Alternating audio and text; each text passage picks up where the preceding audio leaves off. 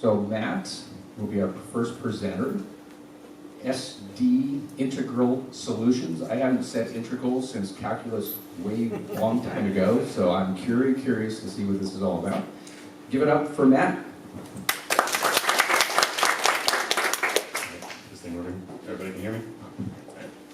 So my name is Matthew Stuyvesant, founder of SD Integral Solutions. Today I wanted to start off with a quote. And this will be from Niels Bohr. It says, "Everything we call real is made of things that cannot be regarded as real." And to kind of clarify this, I wanted to clarify a definition of a word called paradigm, and that is a self-contained view of reality.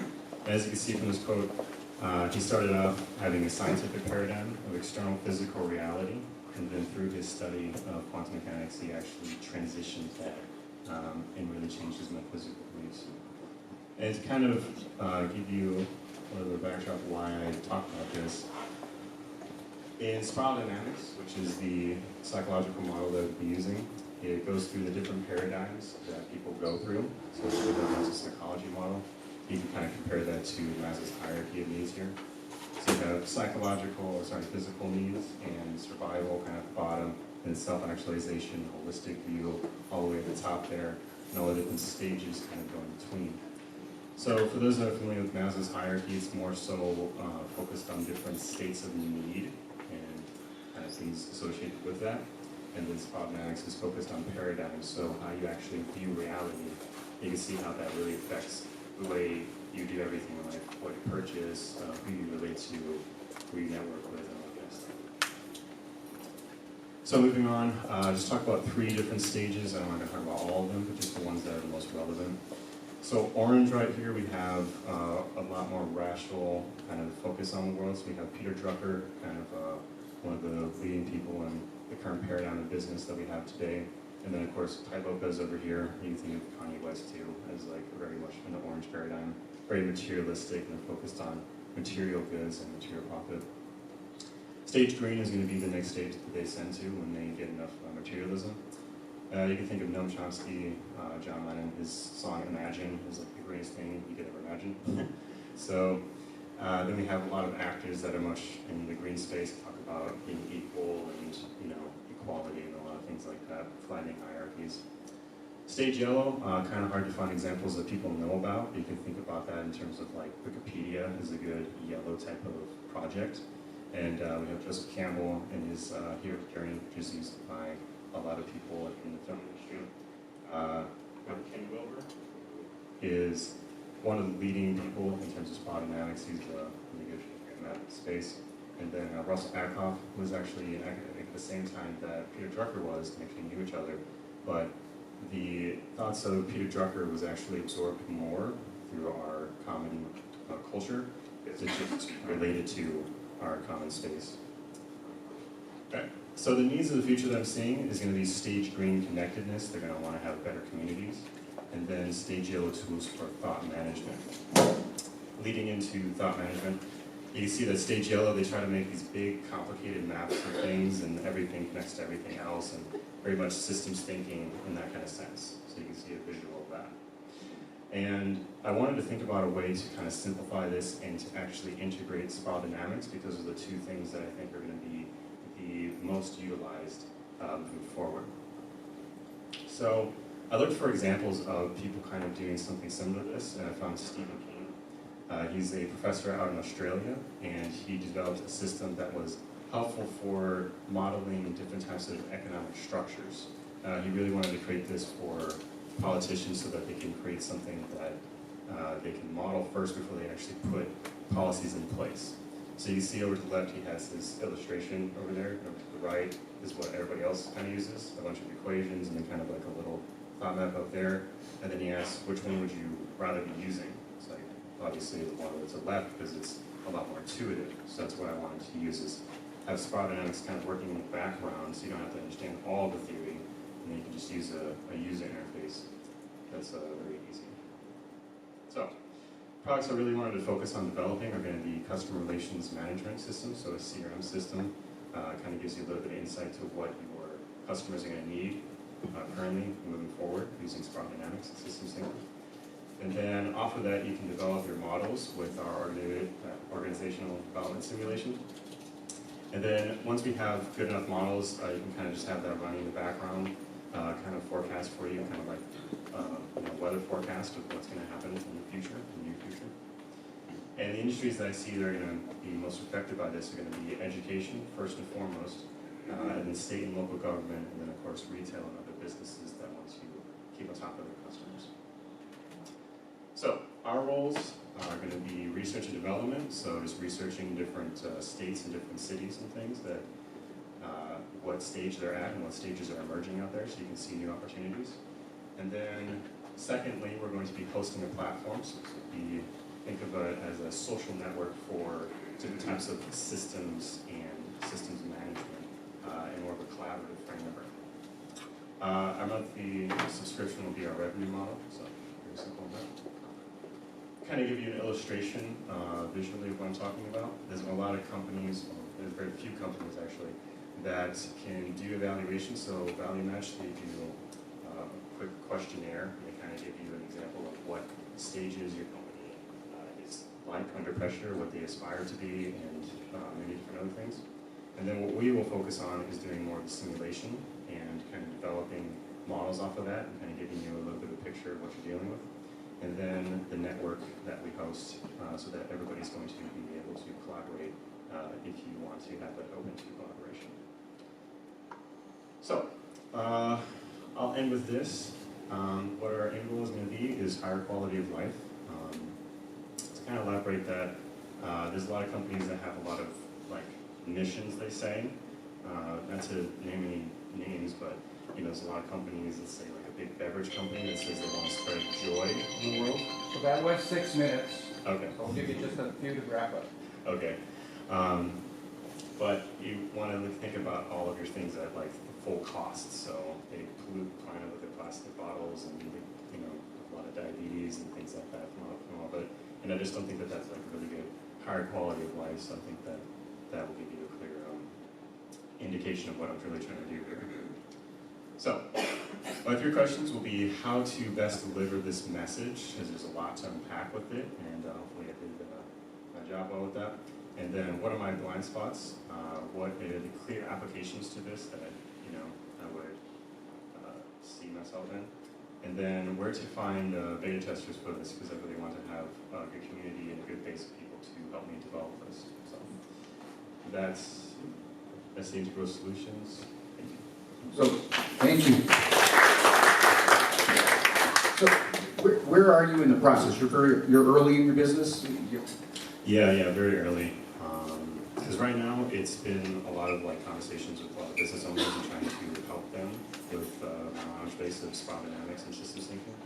But in the development of the actual software, I'm using different software called Instinct for creating models off of that. So keep that in mind as you think about his asks. We can go back one slide. When you think about his asks, he's early in his business. What would be the best advice in the early stage of business? Very technical product, trying to figure out the product market fit and get really, traction in the marketplace. With that, thanks again, Matt, and we'll give you 6 minutes to discuss in little groups, and then we'll open it up for questions and answers after that.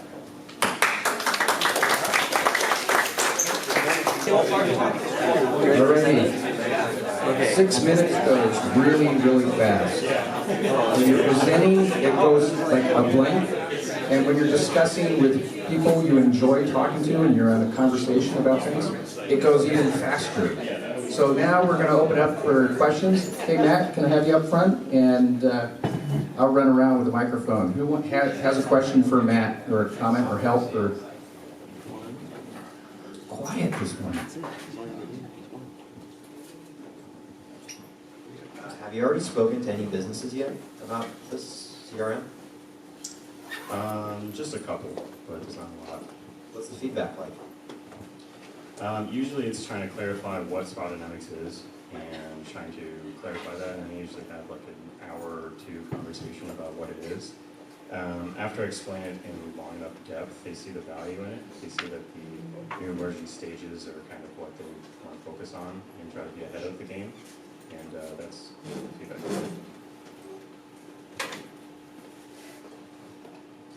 Anybody else?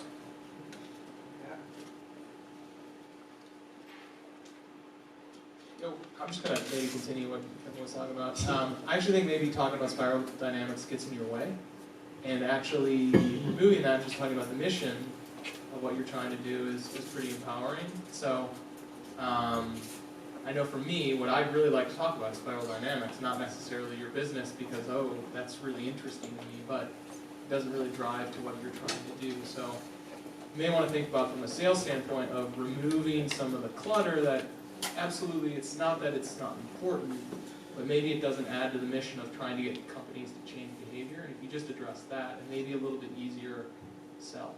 Okay. Thanks. All right, the next person needs to be on that side of the room, because then you can just watch me run back and forth. So our table did kind of determine that it's a really, conceptually, it's a really difficult concept to get across. And you do need to work on that. You need to kind of boil it down to its most fundamental framework. But one of our suggestions was to perhaps use Zappos shoes or some business examples. I mean, Drucker's good, we could all kind of hang on that. But contrast some business cultures as kind of your point to navigate. So you've got a rough road, but it's fascinating, so. Yeah, thanks for that feedback, yeah. Oh, that's perfect, now I get to Oh, run. there's one right behind you if you want to. Oh, right, yeah. I'm so proud of you, you did great. And just getting up there doing that, I think that's wonderful. The table here, what we were questioning, they were saying what is the problem, then the solution? And that would help a lot of people hone in exactly then what the problem is and how you're solving that. Okay. Because I was going to kind of explain that a little bit at the end with the end goal that I have. And it's trying to improve the quality of life through the spread of knowledge, giving people the right kind of knowledge at the right kind of time. So giving people the knowledge for their paradigm, because Orange is a cure about saving meals and all that kind of stuff. There's a lot of problems, like systemic issues that we have that we can definitely solve just by educating people. And I know that you guys probably see many different systemic problems that you have to deal with, like traffic and our healthcare system and stuff like that, that we could definitely change just by being less ignorant, in a sense.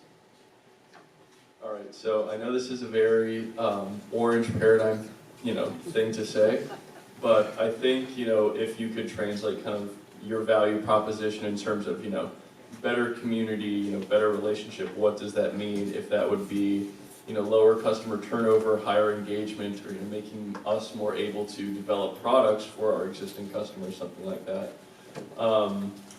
It could translate this into what's the usefulness for this as a business? Because everyone sees the benefit for this as a society or for a municipal organization, but for a business, I think if you translate it to that, it becomes a more effective pitch. A little bit like that as well. I mean, when you talk about from the business standpoint, you kind of focus on that a little bit, but then you go to the educational kind of piece of it, or making things a better world. You need to look at the kind of who you're presenting to, and this is a business focus group, and on there it'd be good to kind of walk through examples of, for when I see this, we talked about this before, is this. You can go to a young entrepreneur group like this and talk about, okay, you kind of come in place to say, okay, if you want to transition or you want to basically present your company to these type of, this portion of the spiral, these are the values that spiral, that's what they're looking for, and then how you position your company to actually present yourself in the proper way to those people.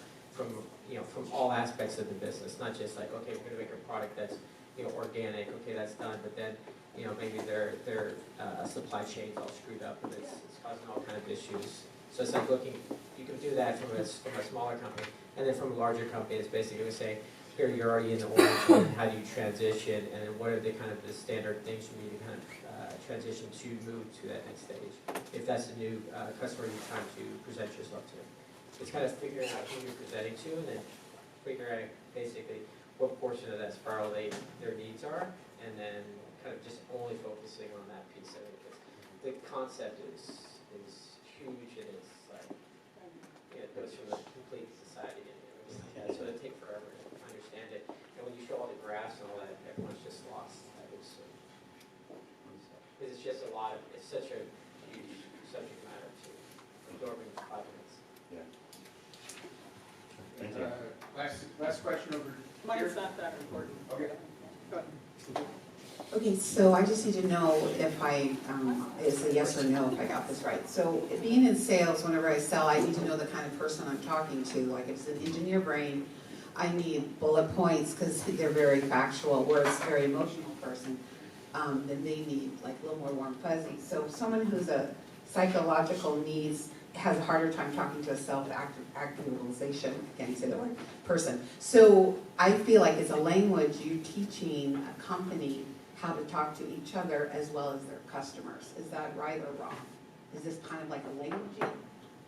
It's a languaging, but it's also kind of understanding where your customers might be coming from, because your customers might have descended from orange to green, let's say. And so it's not just language, but it's also understanding their paradigm. So to give you kind of an illustration, they kind of, in green, they kind of open up to more of their human side, more of their like open to their heart, and things like that. And so in the physical paradigm that you're viewing like reality, if you think that reality is this way, the materialist reductionist paradigm doesn't really work because it doesn't have room for love, which is their biggest piece. Right. So it's understanding where they're coming from so you can actually provide solutions for them. So going into a larger company, you would be able to say, I can help you communicate to this type of person, this type of community, this type of customer? Yeah. Is that kind of what you're... Yeah, so yeah, it's communicating and then also understanding. And if you're, let's say that your employees are at a certain stage and they aspire to change their company, Right. it's like, what kind of direction am I gonna change this company? It's like, okay, let's do an evaluation. Okay, they all aspire to be this way, but they all understand things in this kind of paradigm, and kind of educating them and kind of moving them up the spiral, so to speak. It's sort of, a little bit of my life experiences would be the why they need you. So that's really important for me to know, so as a business owner. Yeah. Well, I hope I answered that. Yeah, no, totally. So thank you. Okay. I'm just concluding that. I got it. Okay. We'll have a conversation. But, I've got- but how do you get that input from the society or the people that the businesses are targeting? We need to keep it. Yeah, we are really actually good. at I'd love 30. to connect, exchange business cards. How many people are interested or fascinated, like how can this technology improve? So if you're interested, you're gonna have a coffee meeting and meet with everybody? Yes. Just like that. Yeah, and I just had one very quick comment that I wanted to make, because it's not only appropriate to you, Matt, but honestly to everyone, which is make eye contact with us and show us the passion. It sounds a little bit hackneyed, but one of the things that gets lost a lot, and it's not just here, I've seen it over and over again, is that people forget to share why the heck it matters to them. And that passion is huge. So I would actually, I believe, somebody mentioned starting off with the problem. Start with that, because that is actually the thing that you probably connect with the most. You see these system problems, and they're not only frustrating, they're fixable. And fixable problems are something that everybody wants to have, because some of us have problems that aren't that fixable. Thanks. With that, let's give it up for Matt. Thank you.